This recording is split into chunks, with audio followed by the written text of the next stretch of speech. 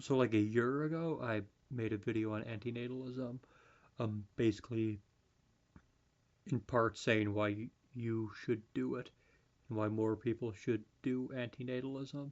And like, I don't know, on the one hand, I don't take anything back, um, because I think, yeah, you can't really dispute the logic. Um, but on the other hand, I've still changed my position. Now, I'm not really ceding to the critics of the video because I did get some criticism.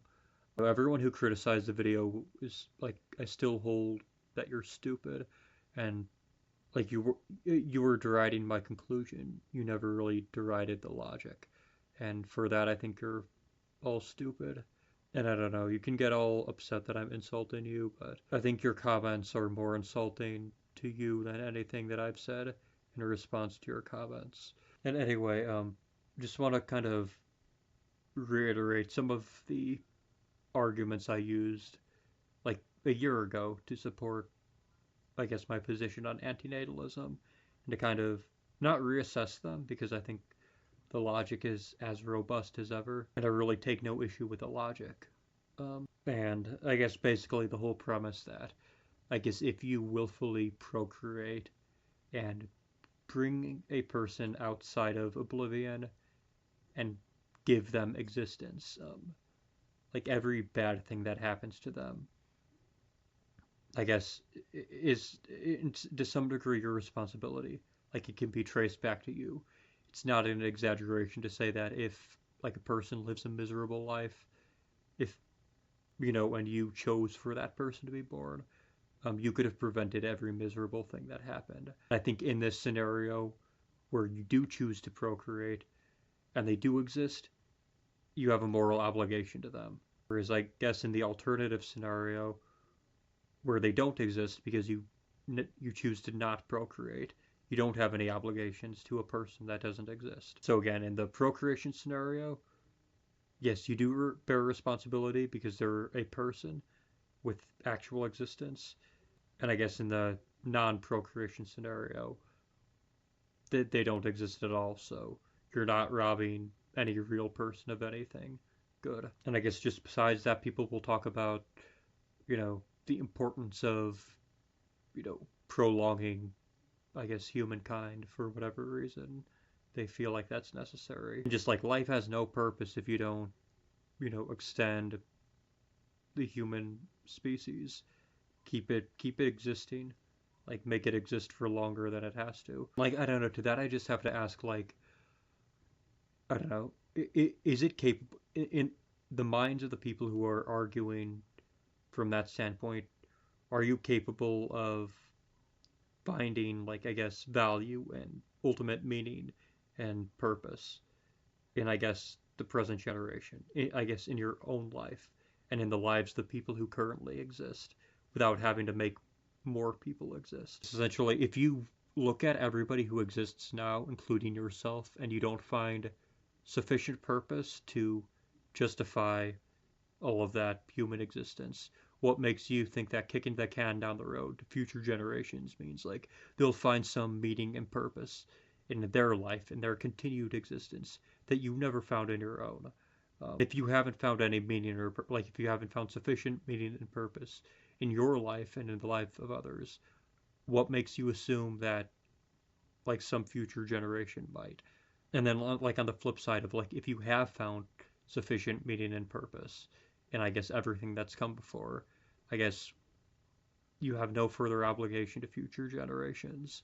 Like it's just like whatever way you cut it, it like doesn't make any sense to say that you're like morally obligated to continue to make humans exist, to procreate and do all that. Especially considering that I know you are directly responsible then for the fact that you've created something that's capable of suffering immensely. I feel like the capacity to for human suffering goes a lot deeper than our capacity to feel pleasure. It seems like there's no limit to the depth of what a person can suffer, whereas like there is a limit to how much a person can experience, I guess, joy and happiness than purpose. Like I said, I don't think the logic falls apart at all. I guess the only reason I've changed my stance on antinatalism is because I feel like, I guess, human behavior isn't driven by logic.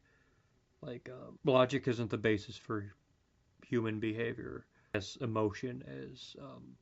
And I guess even like on a very basic level, you can't justify any action based on logic.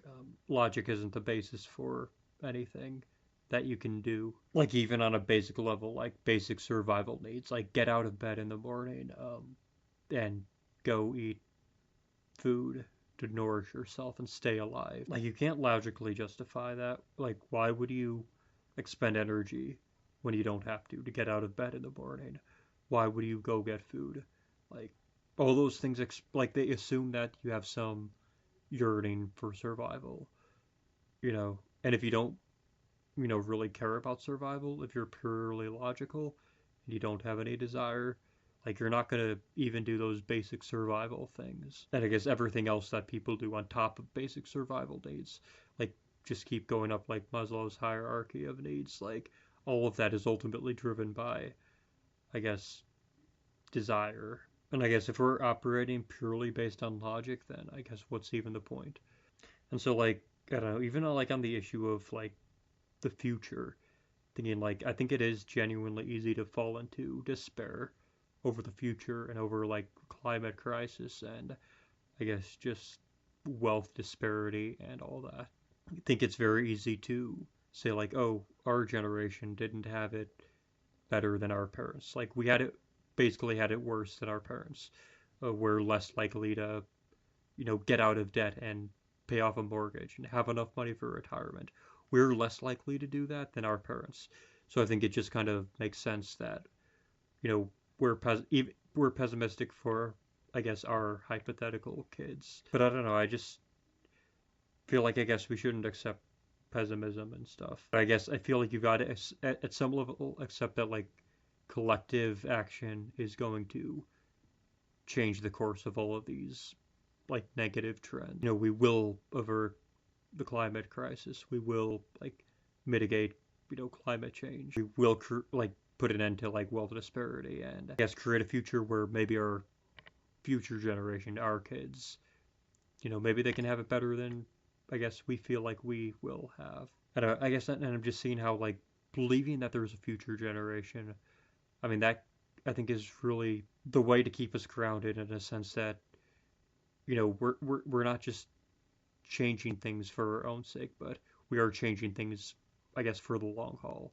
We are changing things for future generations. I guess if we devalue, I guess, parenthood, if we devalue, I guess, family and that whole thing, I feel like we've kind of lost a super important anchor, super important, like just fundamentally human way of grounding ourselves to, I guess, wanting to, I guess, band together and create positive change. So I feel like these things have got to go hand in hand. Creating a better future, but also being optimistic enough to, I guess, not give in to, I guess, nihilism and like antinatalism, and to realize that we do have a stake in the future. Um, even if that doesn't mean us as individuals, that does mean like our kids and our grandkids and the people who come after us. So again, I don't think you're ultimately going to have like a logical rebuttal to antinatalism because, like I said, I don't think it falls apart on a logical level, or even like on a basic ethical level. I think you really do need to, I guess, approach it from a human, like emotional level. Okay, I guess in at our quest to create systems that work better for, I guess, a long-term future. Um, I guess ultimately what's at the heart of that is a belief in, I guess, the human spirit.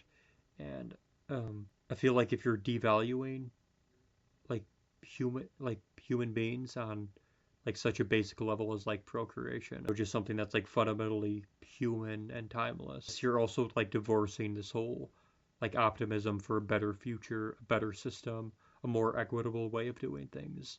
You're divorcing that from, I guess, the whole point, which is, I guess, basic regard for human well-being and what it is to be a human being.